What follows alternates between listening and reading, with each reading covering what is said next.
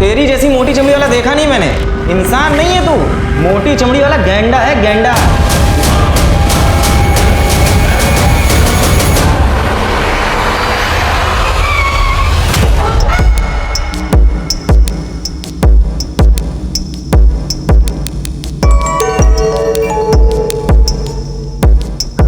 एक रूम दीजिए। आपका नाम? संजीव पटेल। कितने दिन होंगे सर? पता नहीं, एक दिन भी लग सकता है, एक सप्ताह भी। ये रूम नंबर 11 एंट्री कर दीजिए सर। ये मेरा कार्ड है, आप एंट्री कर लीजिए, साइन बाद में कर दूंगा। Okay sir.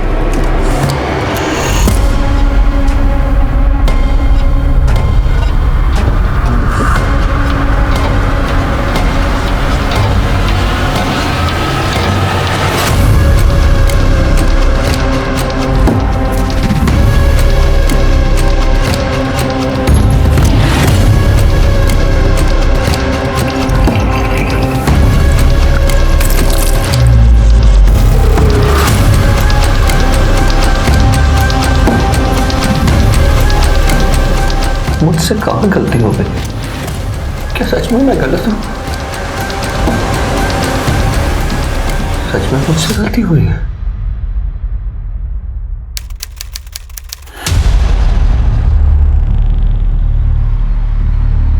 I am proud of you. मतलब मैथ्स में तुमने टॉप किया है।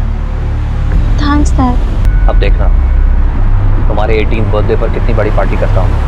आप तो कहते हैं कि पार्टी वार्टी में पैसे वेस्ट होते हैं, और मुझे भी ऐसा ही लगता है। देखो बेटा, जब खुशी बहुत बड़ी हो तो उसे बांट लेना चाहिए, और मैं दुनिया को दिखाना चाहता हूँ कि तुम कितनी ब्रिलियंट हो और मुझे तुम पर नाज है। लेकिन डैड, वो मैं आपसे कुछ बात करना चाहती थी। पढ़ाई के बारे में? पढ़ाई के बारे में नहीं, वो मेरा।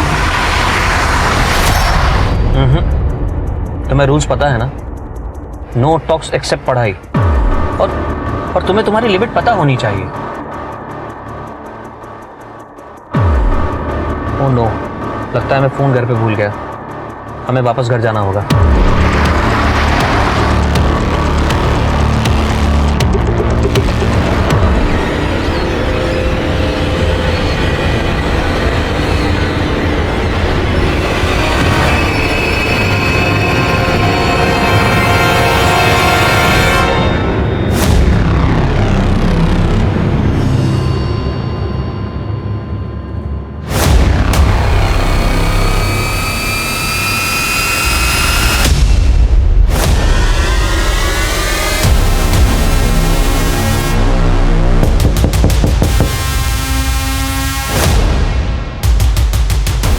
कौन है?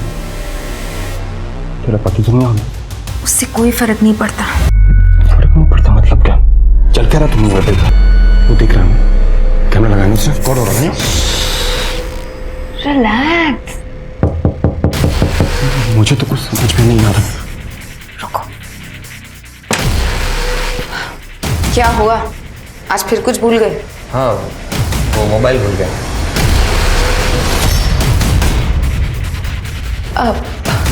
ये वो क्या नाम बताया था तुमने अपना? रंजीत। रंजीत।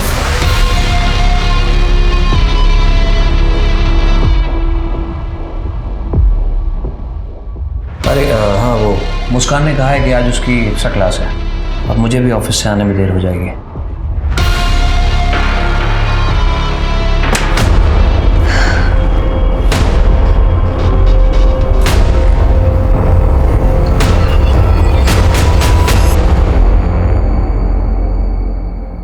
कमाल है, होटल का एक गेस्ट गायब हो जाता बिना पेमेंट किए और तुमको मालूम ही नहीं पड़ता।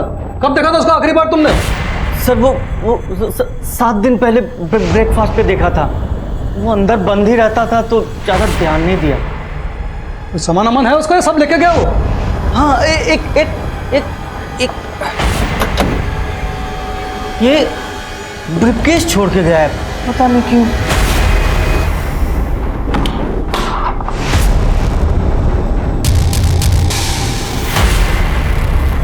संजीव पटेल मुंबई से हैं?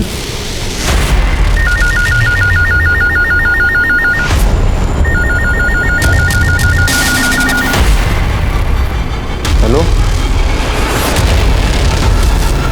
नमस्कार, मैं आशुतोष राणा। क्राइम पेट्रोल सतर्क के नए अध्याय शातिर क्रिमिनल में आप सभी का हार्दिक स्वागत करता हूं। हमारी इस श्रृंखला का उद्देश्य आपको अपराधियों के उस घिनौने चेहरे से रूबरू करवाना है जिसे देखकर इंसान तो क्या, इंसानियत भी थर्रा जाए। मनुष्य का दिमाग एक पहेली के जैसा होता है। उसके दिल और दिमाग में क्या चल रहा है इसकी जानकारी पता कर पाना किसी के लिए भी संभव नहीं होता।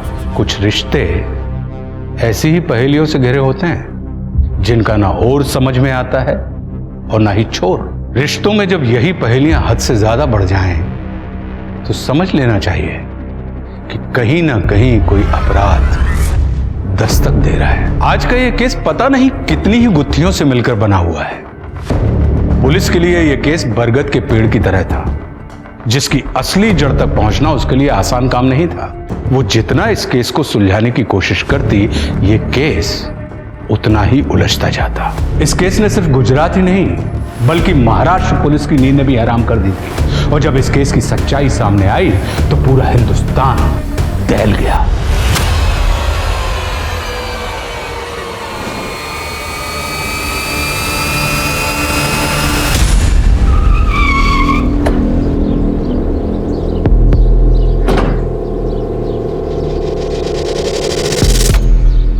एक्सक्यूज मी, ये संजीव पटेल का घर है? हाँ, उन्हीं का घर। पति है मेरे। मैडम, उनके एंगेज कंप्लेंट है वापी के एक होटल से। क्या कह रहे हैं आप? कैसी कंप्लेंट? मैडम प्लीज आप उन्हें बुलाइए। वो तो पिछले 10 दिनों से किसी काम के सिलसिले में मुंबई से बाहर है। उनका फोन भी बंद आ रहा है। वो वहां से होटल के बिल चुकाए बिना भागे हैं। तमीज से बात कीजिए। मेरे पति अपनी कंपनी के सीईओ हैं। वे चिंदी चोर नहीं है जो 5-10 हज़ार रुपयों के लिए यहाँ वहाँ भागते फिरेंगे। हाँ, मुझसे दूर जरूर भाग सकते हैं। मैडम, मैं आपका फैमिली ड्रामा देखने नहीं आया हूँ। होटल का बिल क्लियर कीजिए वरना हमें मजबूरी में कानूनी कार्रवाई करनी पड़ेगी। रुकिए।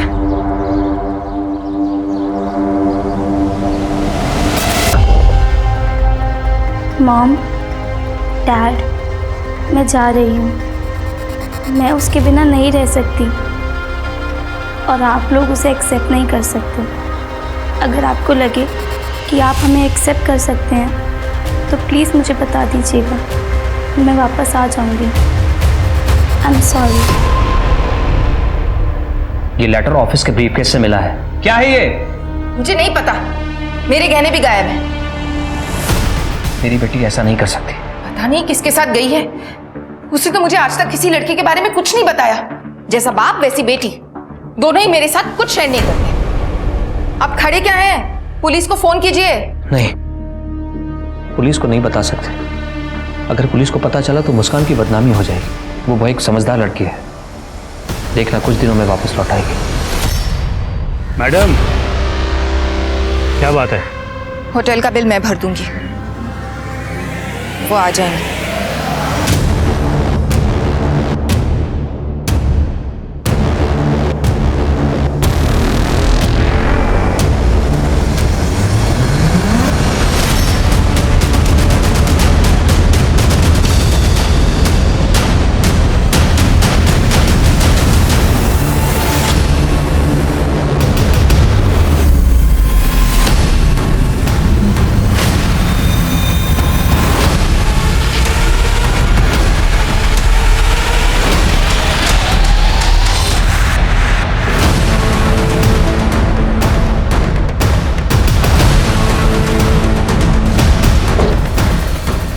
सर, किसी आदमी का कटा हुआ पैर है।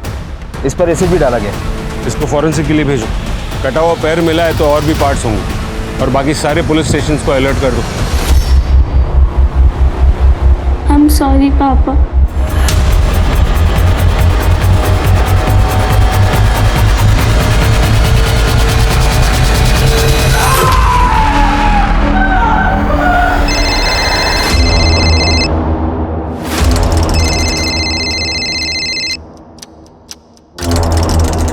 हाँ माइकल बोलो। हेलो मैडम, प्लीज़ आप जल्दी पुलिस को फ़ोन कीजिए। क्यों, क्या हुआ?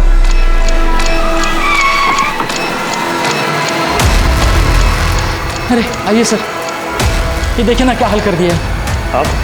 जी मैं मैनेजर हूँ यहाँ का। आज सुबह ऑफिस आया तो ये सब हुआ था सर। मैंने अपने बॉस संजू जी को फ़ोन भी किया था कई बार, लेकिन उन्होंने फ़ोन उठाया नहीं, तो फिर मैंने अपनी मैडम को फ़ोन किया। सिक्योरिटी में कोई तो होगा ना यहाँ पे, बुलाओ उसे। सर सिक्योरिटी निकाल दी थी बॉस ने। एक्चुअली जब से सीसीटीवी कैमरा लगाया था ना, तो सबको निकाल दिया था। वो कहते थे कि गार्ड तो सोता रहेगा, और फिर 20 साल से कुछ यहाँ हुआ नहीं, तो अब क्या होगा। लेकिन देखिए ना सर, वो सीसीटीवी कैमरा भी चोरी कर ले गया। और क्या क्या चोरी हुआ है? सर कल कुछ दवाई के कंसाइनमेंट बॉक्स आए थे, वो भी गायब है। बॉस कहाँ है? 10-12 दिन से बाहर है सर। वापी। कुछ अजीब हुआ था क्या? हाँ सर, कुछ दिन पहले घटना हुई थी।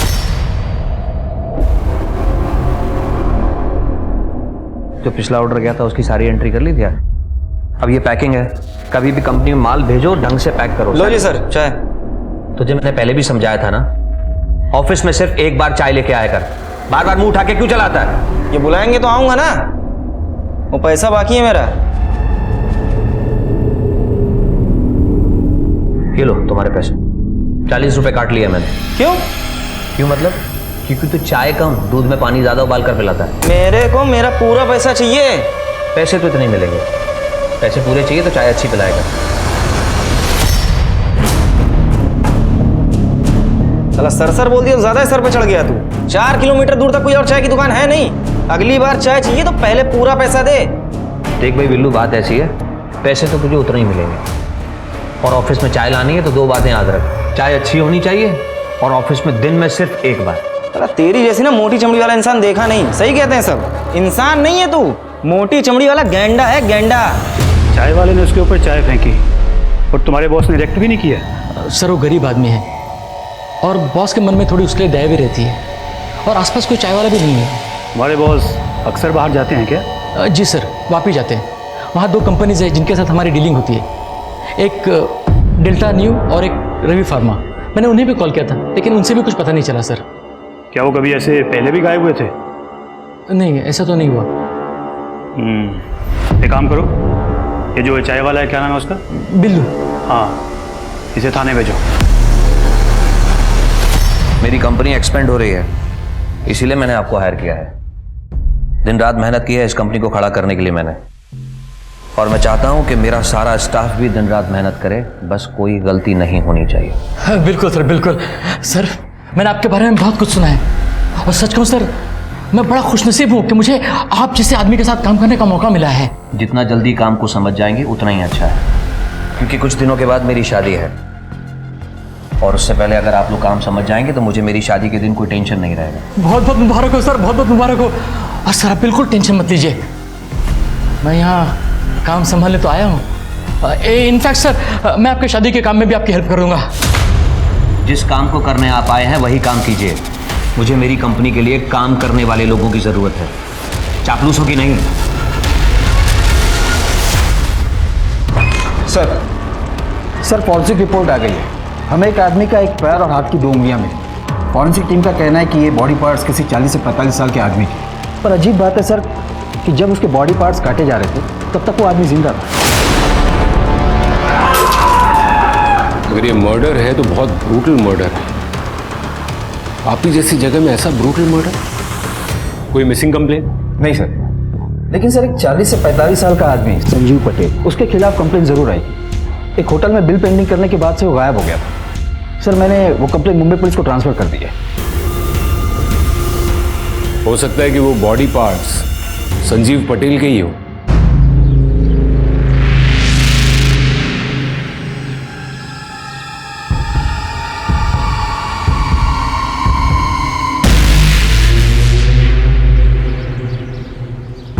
सर इधर और भी बोन्स हैं। लगता है 1 से ज्यादा विक्टिम्स थे सर। किसको मार के दफनाए हैं यहाँ पे? साहब हमने किसी को नहीं दफनाया। कुछ लोगों ने बोला कि ये घर काफी टाइम से खाली पड़ा है तो रहने आ गए। तुमसे पहले कौन रहता था यहाँ पे? नहीं पता साहब, पर लोगों का कहना है कि हमारा पूरा परिवार रहता था यहाँ पे।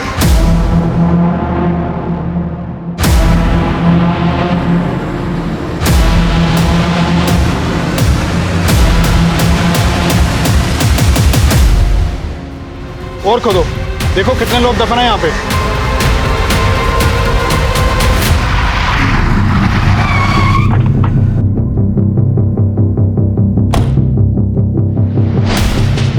आखिर ये संजीव पटेल गायब कहाँ हो गया? कहाँ गया होगा वो? हमें कैसे पता सर कहाँ गया होगा? हमें तो वो खुद चुना लगा गया। तो अच्छा हो कि घर से उसका पेमेंट आ गया। उसके बारे में और कोई जानकारी? कोई उससे मिलने आता था या वो कहीं किसी को मिलने जाता था? नहीं सर, ऐसा तो कुछ भी नहीं है। उसने तो हमें सख्त हिदायत दी थी कि उसको कोई डिस्टर्ब ही नहीं करे। सर ये केस छोड़ के गया है।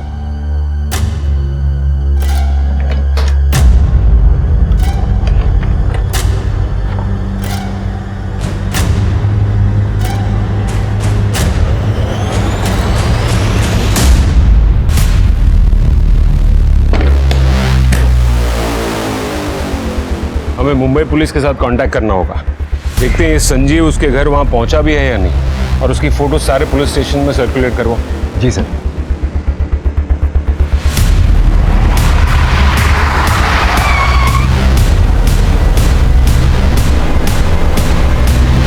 हेलो सर, मैं SI Patnaik. Vapi head office से फ़ोन आया था कि आप संजीव पटेल केस के सिलसिले में मुंबई आ रहे हैं। कोई अपडेट?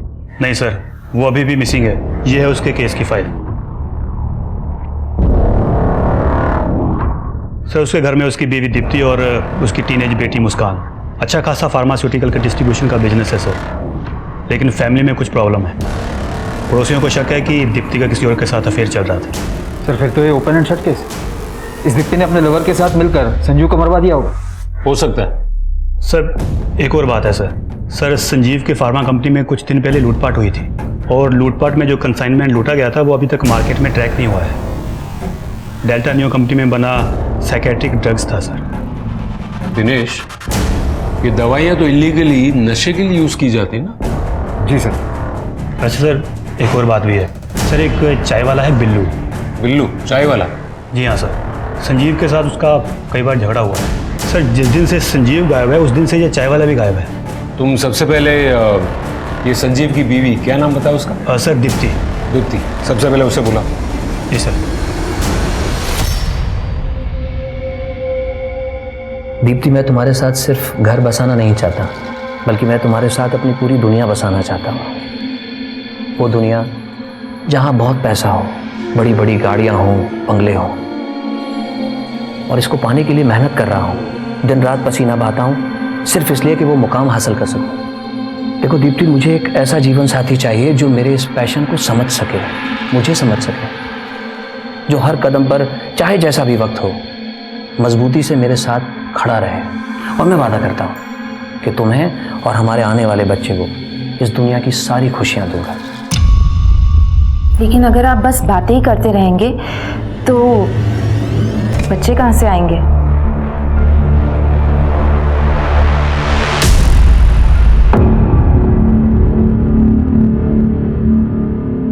ये सब आप मुझे क्यों बता रहे हैं? आपको लगता है ये संजीव के बॉडी पार्ट्स? वो तो डीएनए टेस्ट के बाद पता चल ही जाएगा। किसके साथ करेंगे डीएनए टेस्ट? वो अनाथ है। क्यों? आपकी और संजीव की एक बेटी तो है ना? हाँ है, लेकिन वो मिसिंग है। क्या? हाँ, वो संजीव के जाने से कुछ दिन पहले ही घर से गायब हो गई। आप दोनों की बेटी गायब हो गई थी और आपको और आपके पति को जरा भी ऐसा नहीं लगा कि आपको पुलिस कंप्लेन करनी चाहिए? संजीव को पुलिस को इन्वॉल्व नहीं करना था। उन्हें यकीन था कि मुस्कान वापस आ जाएगी। और आप चाहती हैं कि हम आपकी इस बात पर यकीन कर लें। मैडम, आपके पति गायब हुए हैं और पुलिस को बॉडी पार्ट्स मिले, लेकिन वो बॉडी पार्ट संजीव के है या नहीं उसकी पुष्टि करना अब भी बाकी, क्योंकि उसके कोई रिश्तेदार तो है नहीं, और आपकी और संजीव की बेटी वो भी गायब है। और आपको देखकर ऐसा लगता है कि आपको इस पूरी बात से कोई फर्क नहीं पड़ता। तो आपको क्या लगता है संजीव का खून मैंने करवाया है? मैं ऐसा क्यों करूंगी? अपने अफेयर्स की वजह से। ये मेरा और संजीव का पर्सनल मैटर है। सच सच बताइए, आपने अपने अफेयर्स को छुपाने के लिए ही संजीव का मर्डर करवाया ना? कौन सा अफेयर? हाल फिलहाल में तो मेरे 3 अफेयर्स चल रहे हैं।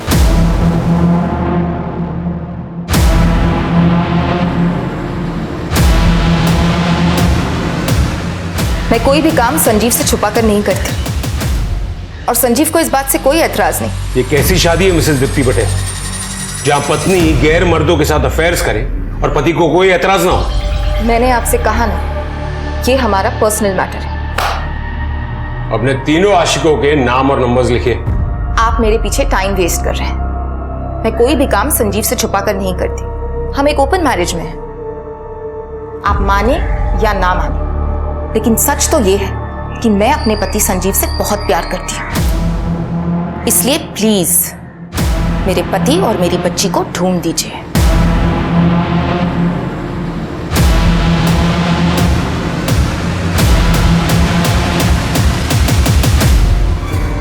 आपको क्या लगता है सर? मैंने किसी भी औरत को इतना ब्लंट नहीं देखा है। सर मुझे तो लगता है कि इसने अपने पति के साथ साथ अपनी बेटी को भी मार दिया है ताकि डीएनए कंफर्म ना हो। या ये भी हो सकता है कि इसकी बेटी को पता चल गया हो कि इसने अपने पति को मरवाया है। फिलहाल तो हमें उसे ढूंढना होगा।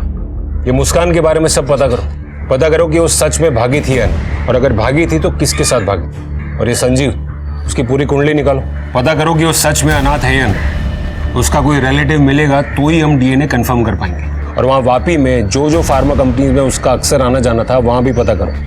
वहाँ पर किसी मिसिंग आदमी की कंप्लेन आती है तो मुझे तुरंत इन्फॉर्म करो। और ये दीप्ति के आशिकों को उठाओ। हाँ डॉक्टर साहब बताइए। जो स्केलेटन आप लोगों ने कलेक्ट किया था वो 3 लोगों का है। मतलब आपका भी यही मानना है कि वो स्केलेटन 3 लोगों के हैं? इंटरेस्टिंग बात यह है कि उनमें से 3 में से एक औरत थी। औरत?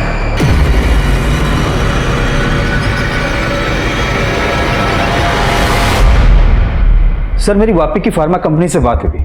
उनका कहना है कि उनकी संजीव के साथ कोई मीटिंग नहीं होने वाली थी। और सर डेल्टा न्यू फार्मा का कहना है कि उन्होंने कुछ दिन पहले संजीव के साथ काम करने से भी मना कर दिया था। डिटेल निकालो उसकी। जी सर। सर संजीव की पत्नी दीप्ति ने सही कहा था। मुस्कान सच में किसी लड़के के साथ भागी है। उसके स्कूल से पता किया है। जिस दिन से मुस्कान गायब है उसी दिन से उस स्कूल का एक लड़का भी गायब है। कौन है ये लड़का?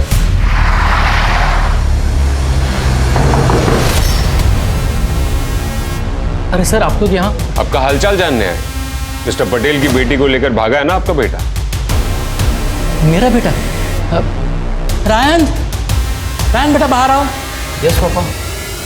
सर मेरा एक ही बेटा है, ये रहा। तुम्हारे और मुस्कान के बीच कुछ चल रहा है क्या? कुछ भी नहीं सर, वो मेरी स्कूल में पढ़ती है और कभी कभी मुझे मैथ्स में हेल्प करती है। तो जब मुस्कान गायब थी उसके बाद 2 दिन मंडे और ट्यूसडे को तो स्कूल क्यों नहीं गया? बीमार था सर वो। आपको यकीन नहीं आ रहा सर? 1 मिनट सर, मैं आपको डॉक्टर का प्रिस्क्रिप्शन बताता हूँ। इसका मोबाइल लो और मोबाइल लोकेशन चेक करो। नहीं सर, मोबाइल नहीं है इसके पास। नहीं, मतलब था 8 महीने पहले था उसके पास मोबाइल, वो मैंने बंद करा दिया था। एक्चुअली क्या सर, वो थोड़ा बिल भी ज़्यादा आ रहा था और इसका पढ़ाई में मन नहीं लग रहा था। मन तो इसका कहाँ लग रहा था ये तो हम पता लगा ही लेंगे।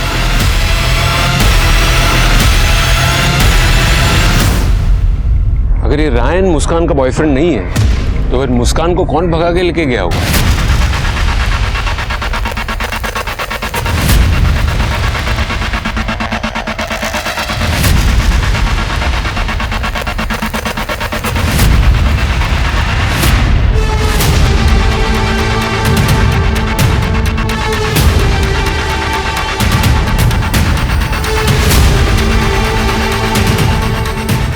सॉरी पापा।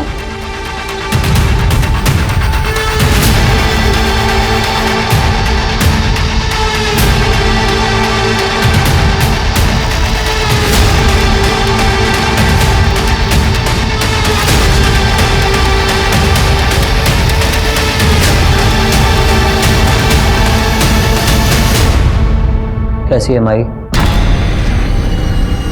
काका आप तो कई सालों से इस इलाके में रह रहे हो, आप बता सकते हैं इस घर में कौन रहता था पहले? बहुत बड़े लोग थे, घर में नौकर चाकर भी थे। सेठ जी की बीवी गुजर गई थी, उनके 2 बच्चे थे, एक बेटी और एक बेटा। बच्चों के दूर के रिश्ते में एक भाई भी था। यहीं सब साथ में ही रहते थे।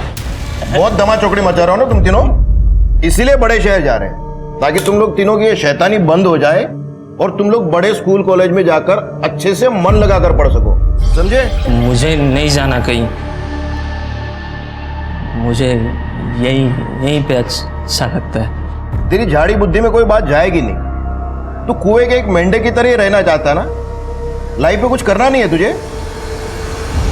फिर जाने किसकी नजर लग गई। काका आपने बताया कि इस घर में 4 लोग रहते थे और एक नौकरानी थी।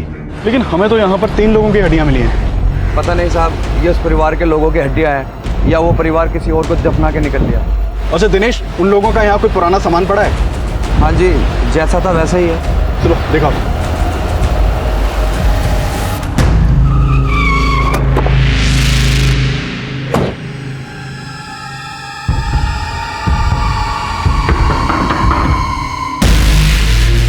रंजीत जी, मुझे तुमसे कुछ बात करनी है। आइए ना अंदर आइए। सर वो हमारी पत्नी है। मुझे लगता है हमें अकेले में बात करनी चाहिए। आइए।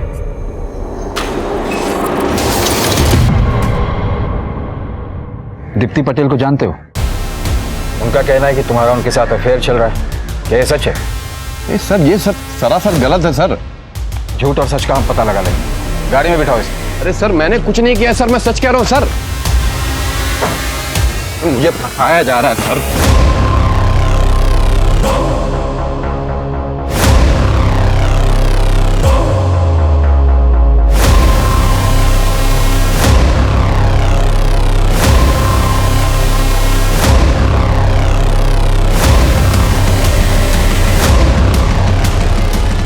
सर मुस्कान पटेल का पता चल गया है, यही मुंबई के होटल में है, मैं वहीं जा रहा हूँ। I'm sorry, पापा।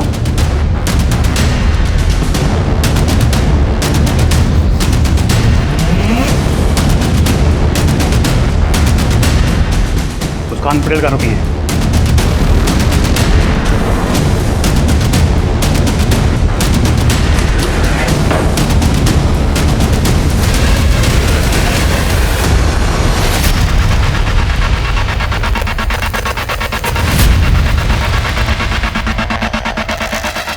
तुमने कहा था वो इस रूम में रुकी है। सर यही तो थी। वो के लिए आई थी या किसी के साथ? एक लड़का था उसके साथ। दिखने में कैसा था? अरे सर मेरा कोई अफेयर नहीं था उसके साथ। हम तो बस सोते थे उसके साथ। उससे पहली बार कहाँ मिले थे? Cafe shop. पूरे परिवार के साथ आई थी सर। लगता है सूरज आज पश्चिम से निकला है, तभी तो तुम्हारे डैड अपना काम छोड़कर हमें घुमाने लाए। डैड, अब ये वाली कॉफ़ी ट्राई कीजिए, बहुत अच्छी है। रियली?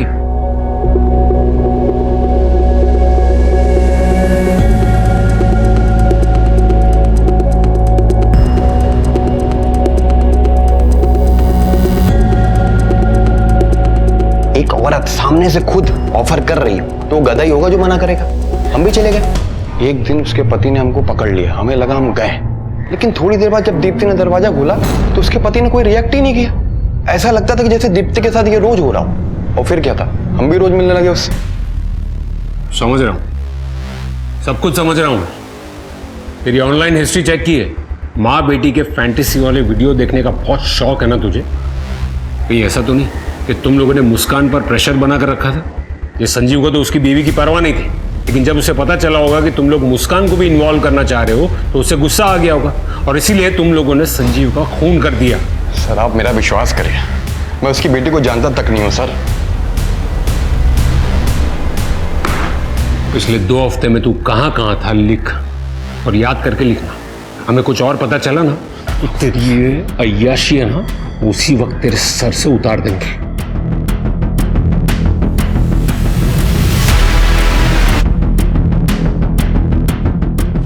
दिनेश, इस पर नजर रखो और दीप्ति के बाकी के 2 लवर्स को भी उठा के ले जाओ। ये संजीव के रिलेटिव के बारे में कुछ पता चला? नहीं सर, अभी तक तो नहीं। सर जिसके साथ मुस्कान भागी थी उसकी आइडेंटिटी कंफर्म हो गई है। उन लोगों ने झूठ बोला था।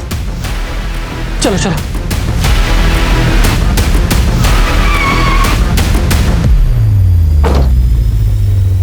कहीं जा रहे हैं क्या? जी सर, वो वाइफ के मैके जा रहे हैं हम लोग। तो प्लान पोस्टपोन कर दो, अभी आपको हमारे साथ आना होगा। सर क्या हुआ सर? क्या हुआ सर? सर क्या हुआ? सर हमने कुछ नहीं किया सर। सर सच कहता हम लोगों ने कुछ नहीं किया सर।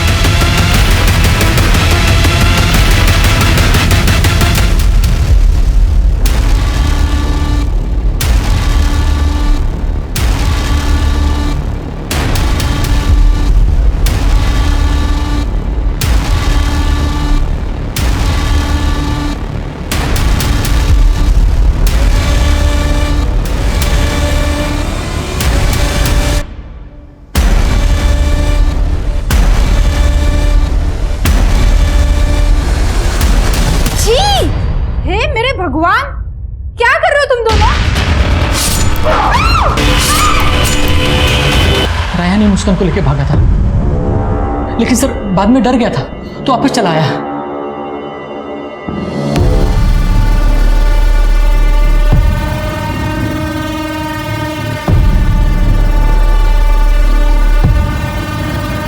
आई एम सॉरी मुस्कान, लेकिन मैं ये नहीं कर सकता। मैं घर जा रहा हूँ, तुम भी प्लीज़ अपनी घर चली जाना। सर मैं और मुस्कान बचपन के दोस्त हैं और हम जानते थे संजीव सर हम दोनों के रिलेशन के लिए कभी रेडी नहीं होंगे। मुस्कान कहाँ है? सर मुझे नहीं पता वो कहाँ है। तू संजीव पटेल की बेटी के साथ जिंदगी बिताना चाहता है? हाँ, पता है ना कैसा आदमी है वो? कैसा है वो? कैसा है वो संजीव पटेल? सर बड़ा अजीब आदमी है सर वो। सर मैं उसके साथ 20 साल से काम कर रहा हूँ, लेकिन आज तक कभी समझ में नहीं आया कि उसके दिमाग में क्या चलता है। उसके दिमाग में क्या चलता है या फिर तुम्हारे दिमाग में कुछ और चल रहा था? कहीं तुम्हारा भी तो अफेयर उसकी बीवी दीप्ति के साथ नहीं था ना?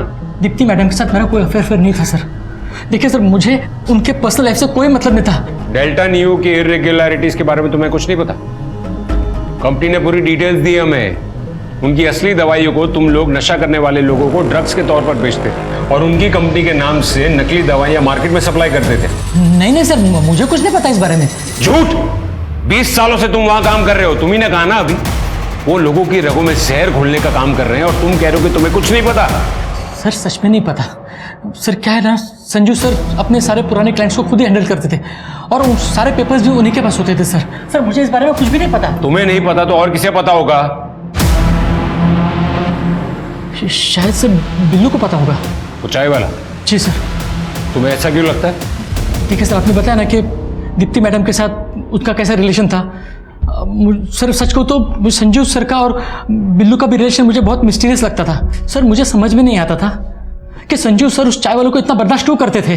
वो आखिरी बार वापी की होटल में देखा गया था और उसने आखिरी कॉल भी तुम्हें ही की थी। तुम्हारे लिए तो आसान होगा ना, मुंबई से 3 घंटे में वापी, खून करके वापस। नहीं सर, आप कैसे बातें कर रहे हैं? मैं तो ऑफिस में था, आप चेक कर सकते हैं। सब कुछ चेक करेंगे, लेकिन तब तक तुम दोनों यहीं पर रहोगे।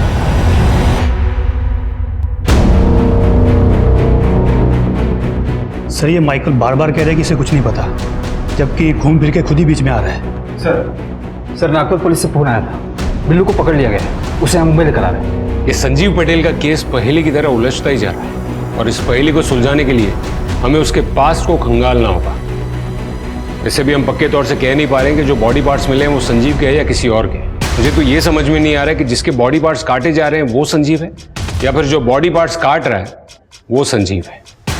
और उसकी बेटी, उसके बारे में भी हमें अब तक कोई क्लू नहीं मिला। यही तो मैं भी जानने आई। जवाब दीजिए मेरे सवाल का। कहां है मेरे पति और मेरी बेटी? आप लोग अभी तक उन्हें ढूंढ नहीं पाए? और तुम, हिम्मत कैसे हुई तुम्हारी?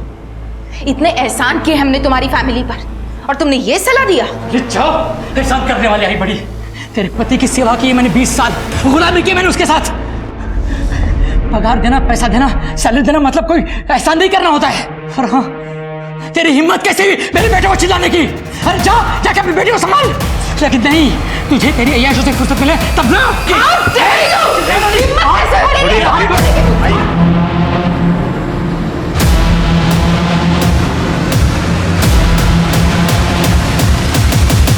जिंदगी से यदि छल, छद्म, झूठ, फरेब या राजों को हटा दिया जाए तो शायद जीना बहुत आसान हो जाएगा। सीने में दबे हुए राज ही अक्सर हमें गलत रास्ते की तरफ ले जाते हैं। मेरी सलाह तो यही होगी कि हम ऐसा कोई भी काम ना करें जिसे दुनिया के सामने लाते हुए हमें शर्मिंदगी महसूस हो या डर लगे, क्योंकि ऐसे ही ना जाने कितने राजों से संजीव पटेल की जिंदगी घिरी हुई थी। वो कहां था, किस हाल में था? क्या वो लाश के टुकड़े जो पुलिस को मिले थे वो संजीव पटेल के ही थे या मामला कुछ और ही था? और पंतनगर में जो 3 कंकाल मिले थे वो कंकाल किसके थे? उनकी मौत का कारण क्या था? वो कौन था जिसने 3 लोगों की निर्मम हत्या करके उन्हें दफन कर दिया? क्या इनमें से किसी को भी कभी न्याय मिल पाया? क्या पुलिस को कोई भी सबूत मिला जिससे इस केस की गुत्थी सुलझ सके? बताया ना सर इनको मैंने। अरे बोलो ना साहब, क्या बोल नहीं रहे आप, पूरा तो बताया ना। बताएगा? तलब लगी थी बहुत ज़्यादा सर। वो संजीव बेचता है माल, पता था मुझको, मैं ही मदद करता था उसकी काम में। मेरे तलब लगी थी, मैंने उसके गोडाउन से चोरी कर लिया साहब। तलब बहुत ज़्यादा लग रही साहब। इंजेक्शन। तो तू संजीव को ड्रग्स बेचने में मदद करता था, कब से शुरू हुआ ये सब? माई से पूछिए ना, माई ने मुझको संजीव भाई से मिलवाया था। माई को सब कुछ पता है। ये माई कौन है? कैसी है माई? क्या बना रही है खाने में? आप संजीव पटेल को कैसे जानती थी? संजीव पटेल को तो मैं बचपन से जानती थी। वो वापी में वो अनाथ आश्रम था ना, वहाँ मैं देख रेख करती थी। वो वही था। संजीव पटेल, रघु, बिल्लू, ये सब एक साथ थे वहाँ। ये बिल्लू भी उसी अनाथ आश्रम में था? बिल्लू और कौन? रघु? रघु को आप नहीं जानते, संजीव का दोस्त था वो। उसकी बहन भी वहाँ रहती थी उसके साथ। उसकी बहन भी वहाँ रहती थी उसके साथ। रघु को तो कुछ भी बोलना नहीं आता था। उसकी बहन अच्छी थी। ये तीनों एक साथ रहते थे। ये रघु और उसकी बहन ये कहाँ मिलेंगे? जी पता नहीं। संजीव जब छोटा था ना तो हमें सब बताता था। जब वो बड़ा हो गया तो चुप चुप सा रहने लगा। वो पुलिस ऑफिसर बन गया ना, पुलिस वाली एकड़ आ गई थी उसमें। Police officer? दिनेश, ये अनाथ आश्रम के सारे पुराने रिकॉर्ड्स चेक करो और पता करो कि रघु और उसकी बहन आखिर है कौन। जी सर। रेयान और उसके बाप को मत छोड़ना, उन्होंने ही मेरी बेटी को मारा है। मैडम संभालिए अपने आप को। आई विटनेसेस का कहना है कि मुस्कान ने सुसाइड किया था। तो सुसाइड भी तो उन्हीं की वजह से किया है ना। ये फोटोज की कंडीशन बहुत अच्छी नहीं है। एजिंग सॉफ्टवेयर यूज करके भी हम ये नहीं पता कर पाएंगे कि अब ये दिखते कैसे होंगे। सर हमारे पास अब मुस्कान की बॉडी है, तो कम से कम ये तो पता चल जाएगा कि वो बॉडी पार्ट संजीव के हैं या नहीं।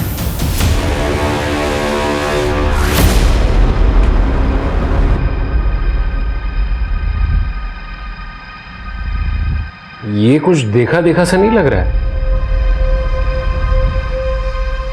आई एम सॉरी सर, पर मुझे कुछ याद नहीं आ रहा है।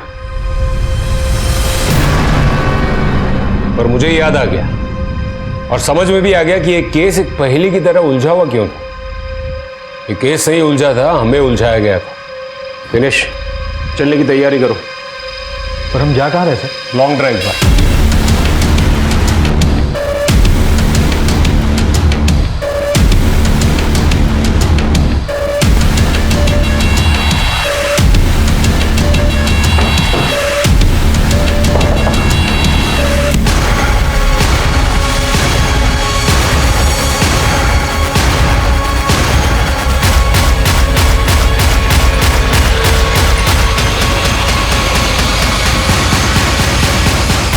क्यों किया ये सब?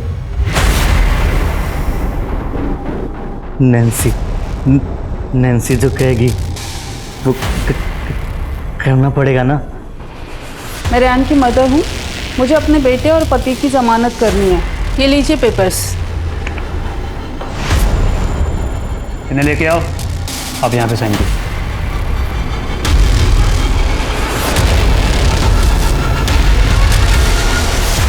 जो भी करना है जल्दी करो। हाँ, मुझे कॉल करके खबर करते रहना। चाय।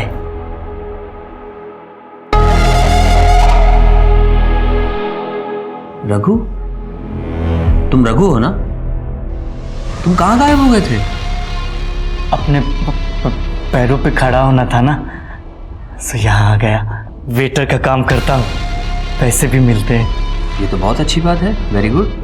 अपना घर भी बनाया है, देखोगे? इस वक्त? लेकिन तुम तो ड्यूटी पे हो। छुट्टी ले लेंगे, चलो ना। अपने हाथों से खाना पकाऊंगा, प्यार से खिलाऊंगा।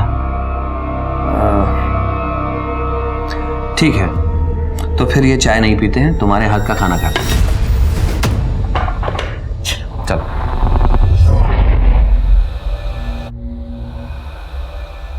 अच्छा, तो यहाँ रहते हो तुम? बहुत अच्छी जगह है।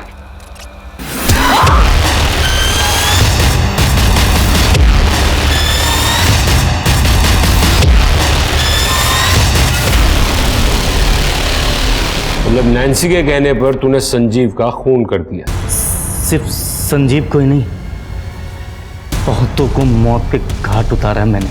ये श्यामा क्या कह रही है? मैं तुमसे पूछ रहा हूं, ये श्यामा क्या कह रही है? तुम और रघु दोनों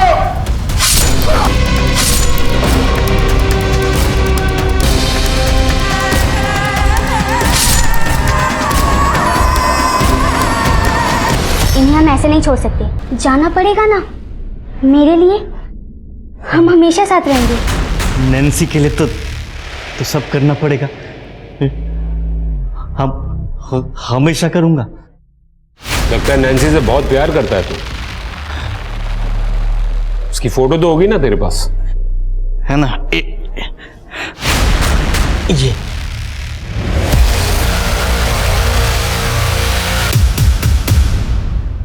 इतनी परफेक्ट प्लानिंग, तुम तो हमें गच्चा देने ही वाले थे। तो अब बताओ, तो तुम्हारे लिए सब ठीक ठाक चल ही रहा था, तो फिर ये किया क्यों?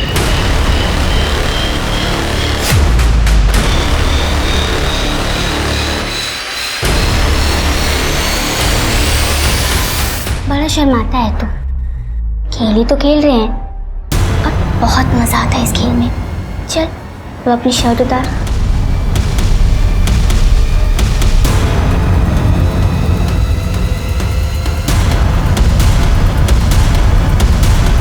जी क्या कर रहे हो तुम दोनों? अरे भाई बहन हो तुम, भले दूर के रिश्ते के हो लेकिन हो तो भाई बहन ना एक दूसरे के। और तुम आने दो तुम्हारे बाबा को, सब बताती हूँ मैं। अगर इसने बाबा को बता दिया तो वो हमें मिलने नहीं देंगे।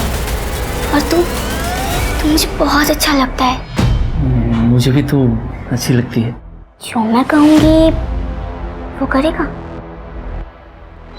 और फिर तुम दोनों ने सबको मार दिया और अनाथ आश्रम में जाकर रहने लगे। क्या तुम्हें संजीव हुआ और फिर तुमने संजीव से शादी कर ली? हाँ, संजीव बहुत मेहनती था। मैं जानती थी वो अपनी जिंदगी में कुछ ना कुछ अच्छा जरूर करेगा। और अनाथ आश्रम वालों की मदद से रघु को उस होटल में नौकरी मिली। तुमने शादी के बाद भी अपने शौक कायम रखे? तो और क्या करती मैं? संजीव को अपने काम से फुर्सत ही नहीं थी। अब बॉडी की भी नीड होती है ना। संजीव को सब पता था लेकिन उसने कभी कुछ रिएक्ट ही नहीं किया। उसका अटेंशन पाने के लिए मैंने उसे प्रोवोक करना शुरू किया, दूसरे मर्दों के साथ अफेयर्स किए। लेकिन वो तो जैसे पत्थर का बना था। अगर उसके दिल में किसी के लिए प्यार था तो वो सिर्फ मुस्कान के लिए। और जब मुस्कान घर से भागी सब बदल गया। ये सब तुम्हारी वजह से हुआ है। तुम ही ने बिगाड़ा उसे। ना ही तुम एक अच्छी बीवी बन सकी और ना ही एक अच्छी माँ। मुस्कान तो कुछ दिनों में वापस आ ही जाएगी और उसके बाद धक्के मारकर घर से बाहर निकाल दूंगा, सड़क पर मरने के लिए। मुझे कुछ करना था। मैं जानती थी रघु वापी में, तो मैंने उसे अपने प्लान में शामिल कर लिया। कहाँ थे तुम? फोन क्यों नहीं उठा रहे थे? मुस्कान का कॉल आया था। कॉल आया था? हाँ, वो तुमसे मिलना चाहती है। कहाँ है वो? वापी में, होटल बीच रिजॉर्ट में। वो वहीं तुमसे मिलना चाहती है।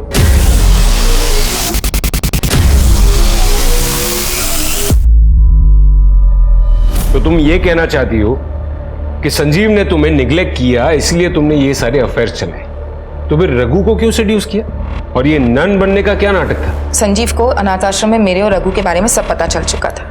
उसने मुझसे कहा कि अगर मैं नन बन जाऊंगी तो शायद ठीक हो जाऊंगी। उसके कहने पर मैं नन तो बन गई, लेकिन बाद में संजीव को मुझसे प्यार हो गया और उसने ही मुझसे शादी कर ली। सही है, इंसान चाहे जितना भी भाग ले अपने आप से नहीं भाग सकता। मुस्कान का क्या हुआ? कुछ नहीं, उसने कॉल किया था मुझे। मुस्कान कहाँ है तू? पता है हम लोग कितने परेशान हो गए थे, स्पेशली तेरे डैड। तुझे पता है तेरी वजह से तेरे डैड की जान चली गई है। हेलो हेलो मुस्कान, हेलो। एक पत्नी का तो फिर भी समझ में आता है कि वो अपने पति को मार सकती है, लेकिन एक माँ अपने बच्चे के साथ ऐसा कैसे कर सकती है? मैंने कुछ नहीं किया, ना ही मैं किसी को मारना चाहती थी। मैं तो बस चैन से अपनी जिंदगी अपने तरीके से जीना चाहती थी। अब अगर मेरा तरीका समाज के तरीकों से अलग है तो मैं क्या करूं? इस समाज में एक अदालत भी है, इसके अपने तौर तरीके। तो बाकी का पूरा चैन सलाखों के पीछे लेके जाइए ना।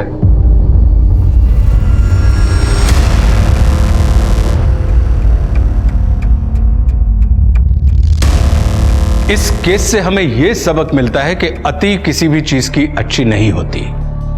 बहुत आगे पहुंचने की दौड़ में हम अक्सर कहीं भी नहीं पहुंच पाते। इस केस में सबने अति कर दी थी। रघु को यह भरोसा था कि दीप्ति उससे शादी करेगी। उसने दीप्ति के लिए गुनाहों की अति कर दी। वही संजीव के सर पर न सिर्फ पैसे का भूत सवार था, जिसकी वजह से वो गलत रास्ते पर निकल गया था, बल्कि उसने सहनशीलता की भी अति कर दी थी। अपनी बेटी मुस्कान को माता पिता दोनों का प्यार देने की जिद में वो अपनी जिंदगी गंवा बैठा। वो समझ चुका था कि दीप्ति उसके प्यार के लायक नहीं है, फिर भी वो सिर्फ मुस्कान के लिए दीप्ति की शर्मनाक हरकतें झेलता रहा और दोनों मिलकर पति पत्नी का स्वांग रचते रहे। पति पत्नी का साथ कहने को तो 7 जन्मों का होता है, लेकिन जब कोई रिश्ता मर चुका हो तो उसे जबरदस्ती जिंदा रखने की कोशिश बेकार होती है। और कई बार इसी खींचातानी में अपराध का जन्म हो जाता है। जिस रिश्ते में प्यार और सम्मान हो वही असली रिश्ता होता है। जबरदस्ती के रिश्ते पैरों की जंजीर बन जाते हैं। इसी के साथ मैं आशुतोष राणा आपसे विदा लेता हूं। हम फिर मिलेंगे एक नई कहानी के साथ जो आपको रखेगी सतर्क और जिंदगी को सुरक्षित। तब तक अपना और अपनों का ख्याल रखिए और देखते रहिए क्राइम पेट्रोल सतर्क। जय हिंद।